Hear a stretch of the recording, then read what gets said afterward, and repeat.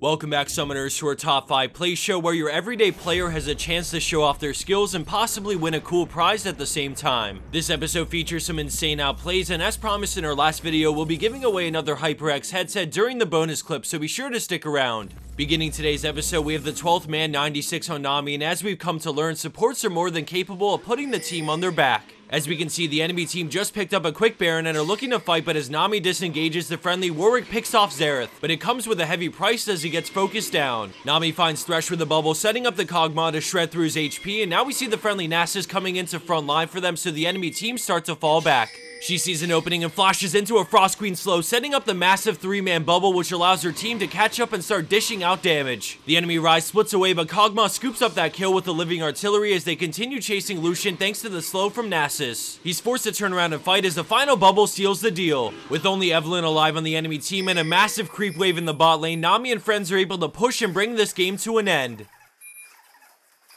Our number 4 play from Valtzerí takes us to the top lane for a nasty play on Master Yi. With his team low, he tries to help, but the slow from Gnar allows Vi to flash ult, so he pops his own ult and gets on Vi. She takes one tower shot. When they switch to him, he alpha strikes and brings her down, using his W right after to reduce damage taken. Zed goes for the ult, but watch carefully as the perfectly timed alpha strike completely negates his ult as he gets the kill and flashes out. He uses what remains of his ult to speed away and create distance, juking away from the jungle to make sure he doesn't get hit. Now he's stuck, but he's bought enough time for his W to come off cooldown, so he heals up as much as he can. Right after it ends, he auto attacks using Alpha Strike to avoid an auto from Zed, which is what ultimately allows him to just barely take this third kill in this play.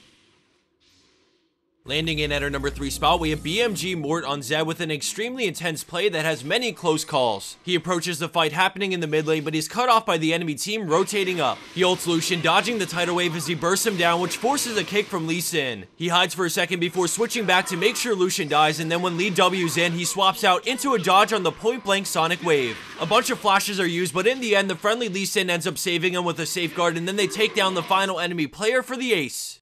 We're gonna go back one more time to check out many parts of that in slow motion. Everything adds up and the micro here is just insane.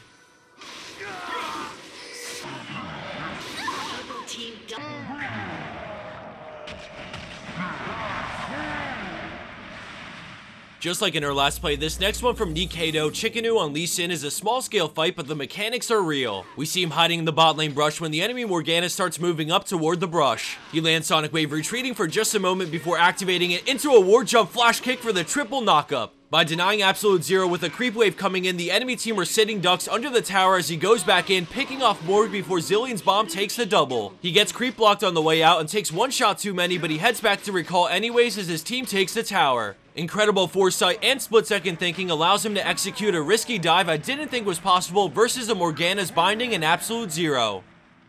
And for our number 1 pro play for this week, we have RedeemerHexapod on Rumble, but props to the Jarvan and Orianna on his team because without them, this wouldn't have happened. Right off the bat, we see the enemy team moving towards Dragon, and with blue team down a few kills, this Dragon could really increase the gold disparity. Jarvan is the only one nearby, and since this is a rank 5's game and he has Smite, they make the call to try and set up for a steal. Rumble is in the top lane, waiting for an opening to make a move, and when Jarvan goes in, we see him start to teleport. Despite the hook, Jarvan manages to outsmite, and then he ults all 4 in place as the friendly Orianna flashes to shield him into a shockwave before he dies, as Rumble burns him down with his Q. With the enemy Mundo teleporting in, Orianna works on getting Lucian as Rumble sticks to Jace, following him with Flame Spitter until he gets melted down. Although Lucian escaped with Summoner Heal, he's too low to return to the fight safely, so they're both able to focus down Mundo, resulting in a 4-for-1 plus Dragon thanks to the setup from Jarvan.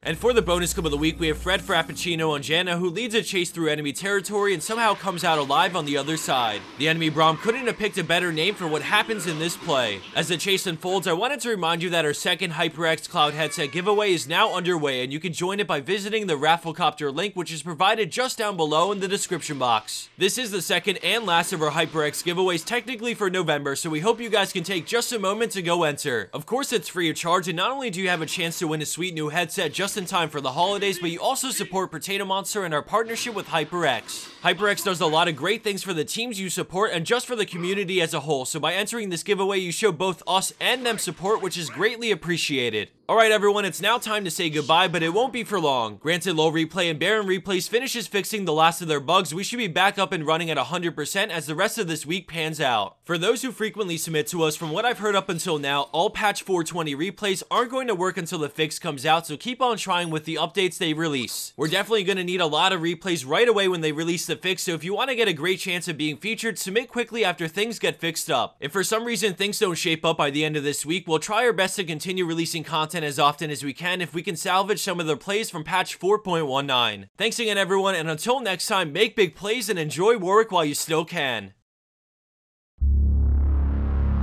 It's like a jungle out there. There's a virus outbreak. Many people were infected. What are you talking about? You are patient 0, and we have to carry you back to HyperX Labs right now. We're just responsive! HyperX! We may not be fighting side by side anymore, but we're still a team. GG.